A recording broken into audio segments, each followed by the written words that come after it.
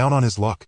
The stew was thin, mostly potatoes and carrots, but Lily ate it with gusto, swirling each spoonful before it disappeared. Tom watched her, a knot of guilt tightening in his stomach. He'd promised her chicken, but the promised bonus hadn't materialized, and the emergency fund was dwindling faster than he cared to admit. "It's yummy, Daddy," Lily said, wiping her mouth with the back of her hand. "Almost as good as Mrs. Gable's." Mrs. Gable's chicken stew, Tom knew, was legendary. "Almost," he agreed, forcing a smile. "Tomorrow, maybe we can get some bread to dip in it?" Lily's face fell slightly. "Are we going to be okay, Daddy?" He reached across the small table, his calloused hand covering hers. "We're going to be more than okay, Peanut. I just need to find the right job. A good job." He didn't mention the stack of rejection emails he'd received that day alone. Didn't mention the gnawing fear that clung to him like a persistent cough. The next day was a blur of online applications and fruitless phone calls. Tom sat hunched over the ancient laptop, its fan whirring like an angry bee, his fingers flying across the keyboard. Warehouse work, delivery driver, retail assistant. He applied for anything and everything. Each automated rejection stung a little more than the last. He swallowed his pride with each application, highlighting skills he barely possessed, exaggerating experience he only dreamed of. Lily, bless her heart, tried to stay out of his way. She spent hours at the small kitchen table, lost in her world of crayons and paper. He'd glance over occasionally, catching glimpses of vibrant drawings, fantastical creatures with rainbow wings, towering castles made of candy. Anything but the grim reality that surrounded them. Late in the afternoon, Lily approached him, holding out a new picture. "Look, Daddy." It was a drawing of a car. Not just any car, but one of those sleek, impossibly shiny cars from Sparkle Motors, the dealership that glittered like a mirage on the edge of town. She'd captured the curves of the bodywork perfectly, the chrome gleaming under her artistic interpretation of the sun.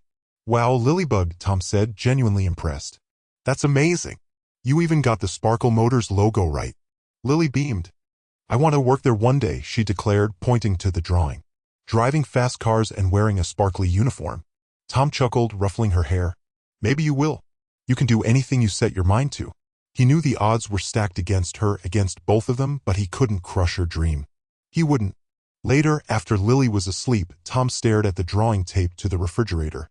Sparkle Motors. A pipe dream, really. A place for the wealthy, the successful. Not for a down-on-his-luck single dad with dwindling savings and a mountain of bills. But as he looked at the hopeful glint in the crayon car's headlights, a flicker of something ignited within him. Desperation? Maybe. But also a stubborn refusal to give up. He would find a way. He had to. For Lily. The Sparkle Motors dream. The computer screen glowed in Tom's cramped apartment, illuminating his furrowed brow. Sparkle Motors, he muttered, scrolling through their website. Sleek, futuristic car designs dominated the page, interspersed with glowing testimonials about innovation and customer satisfaction. He clicked on the About Us section, his eyes scanning for a hint of the company's ethos, anything that might give him an edge. It wasn't just about fixing engines. It was about contributing to a vision. He found a profile of Ms. Stella Marino, the CEO. A sharp, intelligent face stared back at him, her eyes conveying both confidence and a surprising warmth. The article highlighted her commitment to sustainable practices and community involvement. An idea sparked in Tom's mind. He could talk about his own efforts to recycle and reuse materials in his repairs, positioning it as a shared value. Later that evening, Lily sat at the small kitchen table, meticulously coloring a drawing of a car with wings. Tom rummaged through his closet, pulling out a slightly worn but impeccably clean button-down shirt. He held it up, examining it critically. "Think this is okay, Lilybug?" Lily looked up, her bright eyes assessing his choice. "It's good, Papa," she declared. "But it needs sparkle." She rummaged in her small box of treasures and pulled out a smooth, gray stone painted with a single, shimmering silver star. "Here," she said, pressing it into his hand. "For luck. Miss Stella will love it." Tom's throat tightened.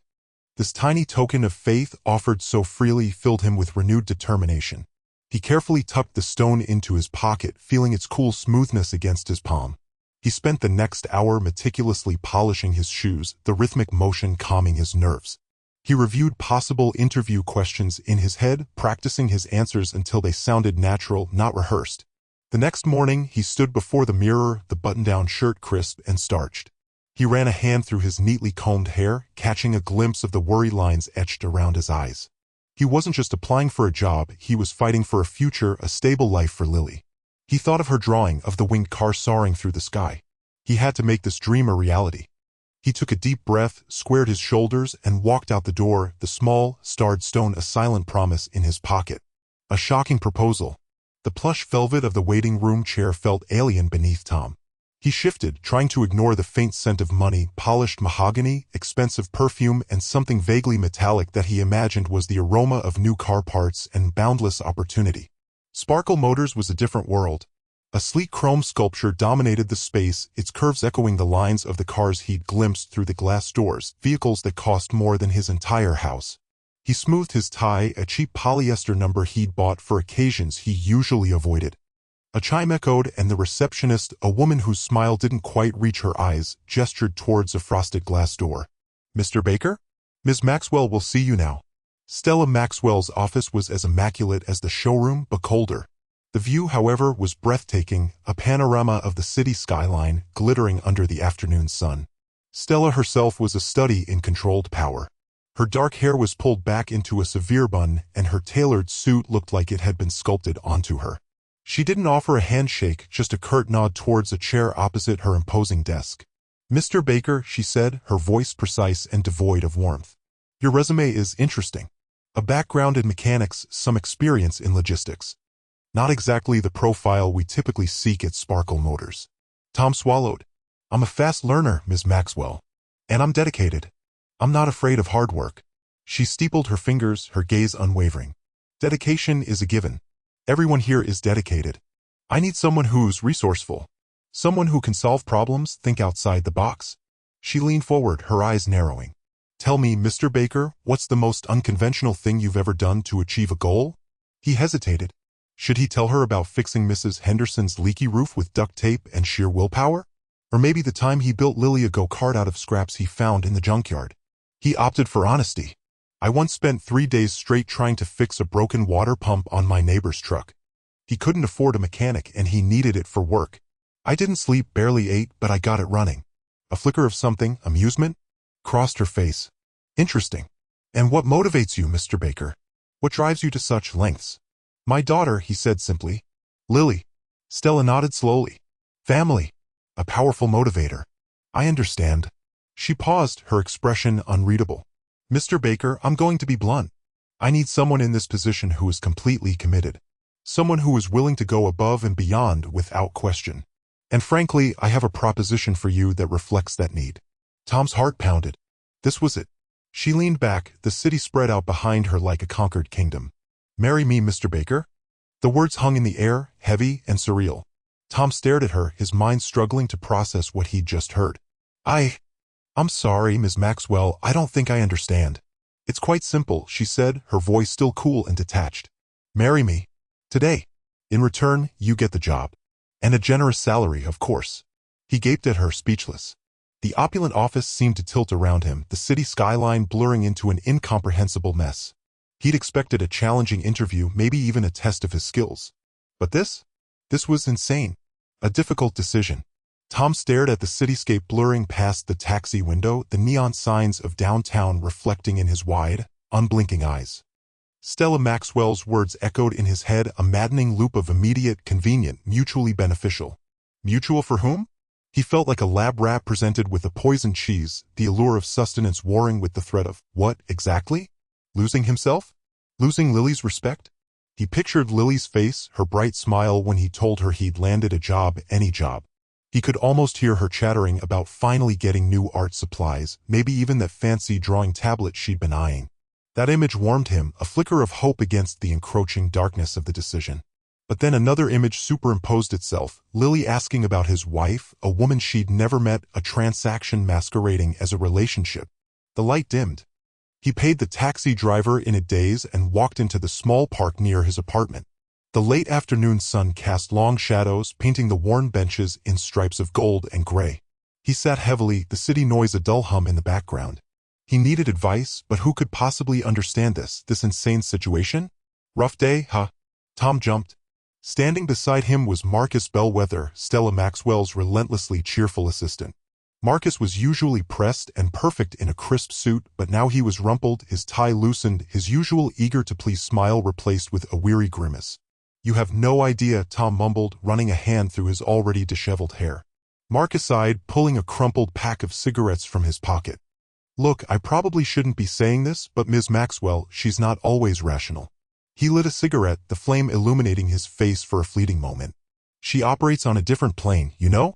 A plane made of ambition and—" "I don't know, desperation?" Tom frowned. "Desperation?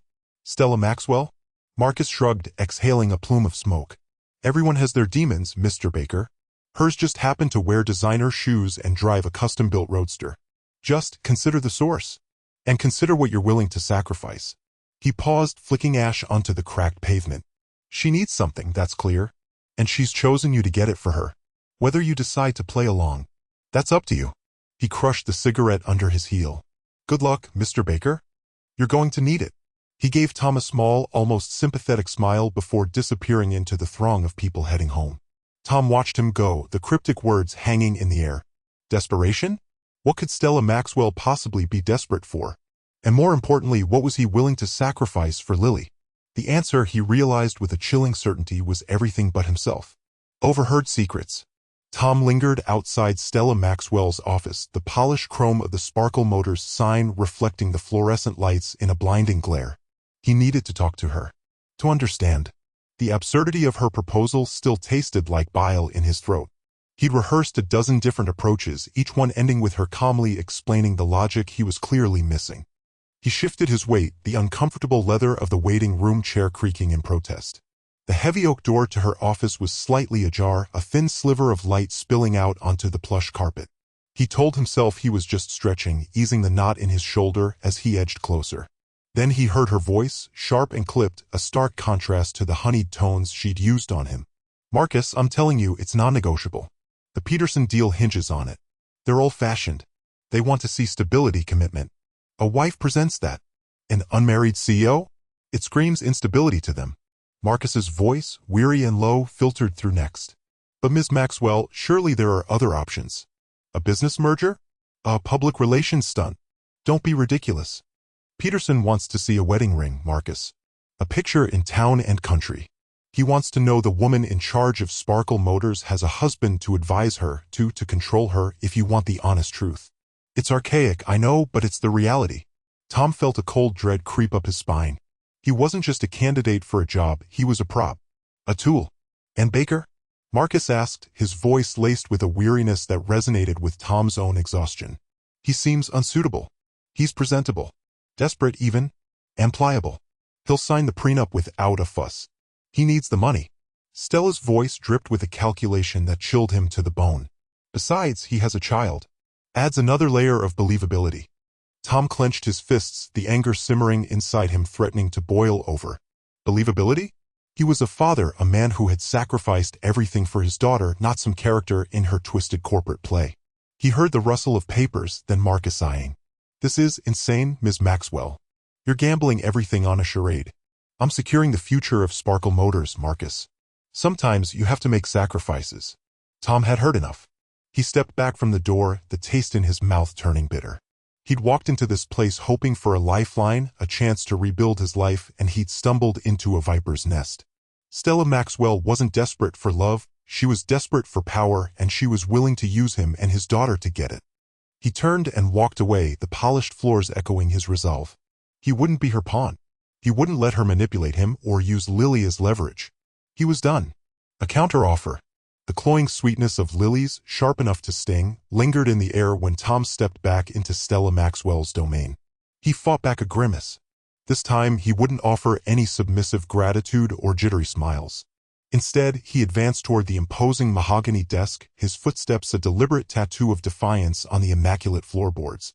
Stella perched forward in her seat, the scarlet of her suit a deliberate slash against the muted gray decor, arched a perfect brow. "Mr. Baker, I presumed you'd be at City Hall by now, wrestling with bureaucratic red tape. I've come to present an alternative, Ms. Maxwell." Her amusement dissolved. "An alternative? You're hardly in a position." "I'm aware of the arrangement," Tom cut in, his tone steady and unwavering.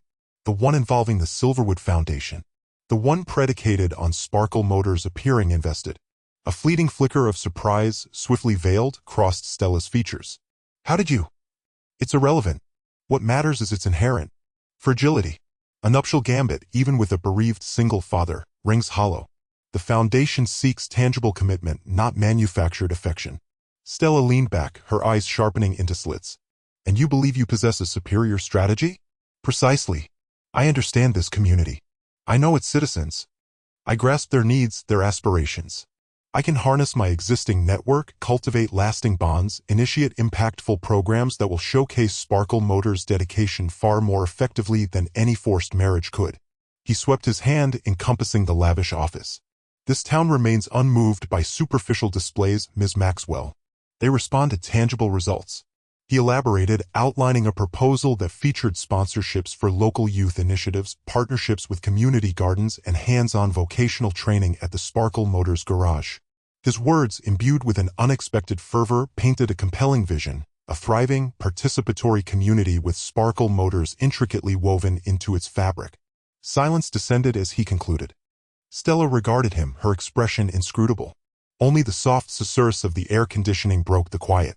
At last she tented her fingers, her gaze piercing. You possess a certain audacity, Mr. Baker. Credit where it's due. And a surprising insight. You're correct.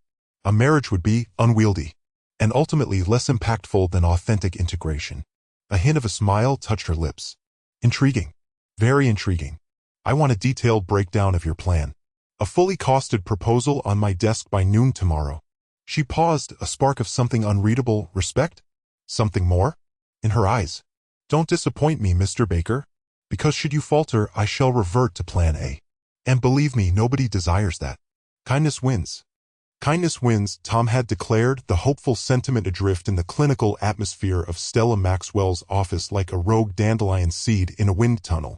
Stella had responded with a mere lift of a perfectly arched brow, a hint of amusement playing at the corners of her mouth. Marcus, plastered against the wall, appeared to have aged considerably in mere moments. And precisely how will this kindness bag us the Vandergelt account? She'd inquired, her tone dripping with skepticism. Now, 2 weeks on, Tom stood amidst a chaotic explosion of glitter glue and cardboard creations, Lily humming off-key beside him. The Sparkle Motors showroom, normally a showcase for polished metal and supple leather, had morphed. Local artists exhibited their canvases, a bouncy castle pulsated with joyous energy in one corner, and the air buzzed with the aroma of popcorn and warm cookies. Nearly there, Papa. Lily chirped, affixing a particularly dazzling star to a banner proclaiming Sparkle Motors, driven by giving. Her face sported colorful streaks of paint, and her usually impeccable pigtails hung loose. Tom tousled her hair affectionately. Best co-organizer ever. The kindness he championed wasn't mere abstract altruism, it was a meticulously orchestrated philanthropic endeavor. He'd wrangled every connection, leveraging the positive reputation Sparkle Motors should have fostered long ago. Local paragons, firefighters, teachers, nurses enjoyed honored guest status. A silent auction displayed donated treasures, a weekend at a rustic country inn, art instruction, even a breathtaking hot air balloon expedition. He'd even persuaded a nearby animal rescue to bring a flurry of adoptable puppies. Marcus, looking marginally less burdened, materialized at his side. She's arrived. Stella Maxwell swept in, her customary flawless attire, a power suit undoubtedly costing more than Tom's beat-up vehicle, a jarring contrast to the festive mayhem. She scanned the transformation, her expression an enigma. A prickle of anxiety tightened Tom's gut. Wiping his palms on his jeans, he approached. Ms. Maxwell, thank you for coming. She gave a curt nod. Impressive turnout, Mr. Baker. I remain unconvinced how this translates into a signed contract with Vandergelt. Tom swept his hand to indicate the scene. People are seeing the potential of Sparkle Motors.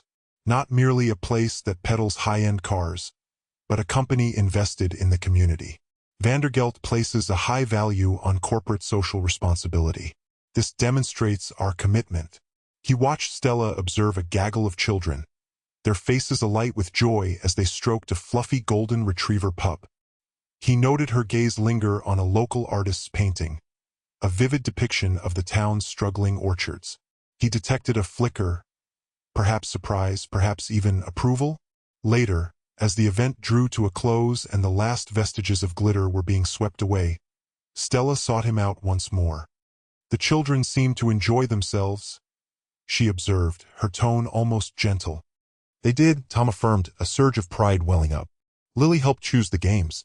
Stella's eyes softened as they rested on Lily, fast asleep, her head pillowed on Tom's art supply bag. She's a bright child. Turning her gaze back to Tom, she stated, Marcus informs me you're quite resourceful. Tom shrugged dismissively. I do what I must. Marcus, hovering nearby, offered Tom a subtle nod and a cryptic, almost mournful smile. He possessed knowledge Tom lacked. Resourceful, Stella repeated, a thoughtful expression clouding her features. Perhaps even indispensable. A pause hung in the air. I will consider your proposal, Mr. Baker. I will be in touch. A deal and a job. The delicate chime of crystal on crystal and the polite drone of networking faded into a background thrum as Mr. Peterson, a man whose grip could crack granite, declared, his voice resonating through the air, Maxwell, you've truly excelled. This goes beyond mere car sales, doesn't it? It's about establishing a legacy. He swept his hand toward the group of children shrieking with laughter by the face painting station. Sparkle Motors is investing in the upcoming generation. We're fully committed. Stella's keen eyes darted between Peterson and Tom, who was coaxing a stray balloon from a delighted toddler. His movements possessed an effortless grace, a marked contrast to the rigid demeanor of the rest of the staff. The genuine smiles he elicited from the children, the instant connection he forged, had not escaped her notice. He was a natural, and her initial, almost absurd idea was proving inspired. We are committed to community support, Mr. Peterson, she responded, her tone polished and assured. It's fundamental to our corporate identity. The agreement, the one that could rescue Sparkle Motors from the precipice, was finalized. Later, as the final guests departed and the takedown commenced, Stella observed Tom stacking chairs with surprising speed and coordination. The twilight painted long shadows across the deserted lawn. Impressive, Baker, she remarked, leaning against a nearby folding table. He straightened, wiping perspiration from his forehead with a swipe of his hand. Thanks, Ms. Maxwell. It was a collaborative effort. Indeed. She paused, carefully choosing her words. I underestimated you. The event succeeded because of your unconventional approach. Tom tensed, anticipating another cutting remark, another veiled jab at their arrangement. Instead, she continued, your grasp of community relations, your knack for connecting with individuals, it's invaluable. I need that at Sparkle Motors. He regarded her, a flicker of bewilderment in his gaze. I'm not sure I follow. I'm offering you a position, Baker. A permanent role within the marketing department. It isn't a token gesture. You've earned it. She maintained unwavering eye contact. Salary commensurate with experience, naturally. A wave of pure relief washed over him, leaving him momentarily lightheaded. A real job. An opportunity to distinguish himself, not just as a spouse, but as a skilled professional. He pictured Lily, safe at Mrs. Henderson's, dreaming of a future he felt increasingly unable to guarantee. Ms. Maxwell, he began, his voice thick with gratitude, I honestly don't know what to say. Say yes, Baker, she countered, the barest hint of a smile gracing her lips. And get back to work. We have an immense amount to accomplish. He nodded, the weight on his shoulders easing with each breath. Yes, Ms. Maxwell. I accept. A true smile blossomed on his face. He had a job. He could provide for Lily. He could finally find solid ground. He could prove his merit. The marriage proposal, that was a challenge for another day. He would face it. He had no choice. Lily depended on him. A new beginning. Lily's laughter echoed through their small apartment, chasing away the last vestiges of worry that had clung to Tom's heart for so long. He watched her, perched precariously on a stack of cushions, her tongue poking out as she meticulously colored a picture of a fantastical car, part spaceship, part limousine, all Lily. It has a rainbow engine, Daddy, she announced, holding up her artwork. And it flies to the moon. Tom grinned, relief washing over him in warm waves. The offer from Ms. Stella, a permanent position in Sparkle Motors' marketing department, had felt like a dream. A stable job, a decent salary, and the promise of a future where he wouldn't have to choose between paying rent and buying groceries. Sounds amazing, sweetheart, he said, ruffling her hair. Maybe one day, Sparkle Motors will actually build one like that. That evening, after Lily was asleep, Tom found himself staring out the window at the city lights. The neon glow of a Sparkle Motors billboard caught his eye. He hadn't just landed a job. He'd been given a chance. A chance to prove himself, to build a better life for Lily, to finally breathe. Meanwhile, in her sleek, minimalist penthouse overlooking the city, Stella Maxwell swirled the amber liquid in her glass, the ice clinking softly. The day's events replayed in her mind, the initial skepticism, the unexpected connection with Lily, the impulsive offer to Tom. She'd always prided herself on her sharp instincts, her ability to cut through the noise and see the bottom line. But something had shifted. Witnessing Tom's genuine love for his daughter had chipped away at the carefully constructed walls around her heart. She thought of her own father, a workaholic who'd always prioritized business over family. Had she become him? Was she destined to repeat the same mistakes? A wave of loneliness washed over her, a feeling she usually suppressed with expensive distractions. Tonight, however, the emptiness felt sharper, more profound. The next day, Tom found a small bouquet of lilies on his desk, a note attached. "Welcome to the team, Tom. Let's build something great together." It was signed simply Stella. He smiled, the gesture unexpected but welcome.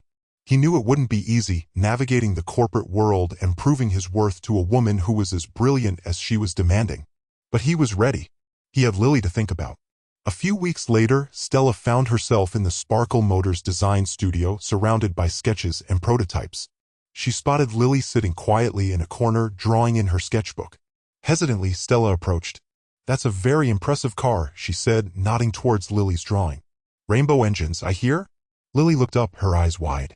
"It's super fast," she said shyly. "And it can fly to anywhere you want." Stella smiled, a genuine, heartfelt smile that reached her eyes. "Maybe," she said, "we can find a way to make that happen." She sat down beside Lily, and for the first time in a long time, Stella Maxwell felt a sense of connection, of belonging. The city lights twinkled outside the window, no longer symbols of her isolation, but beacons of a shared future, a new beginning.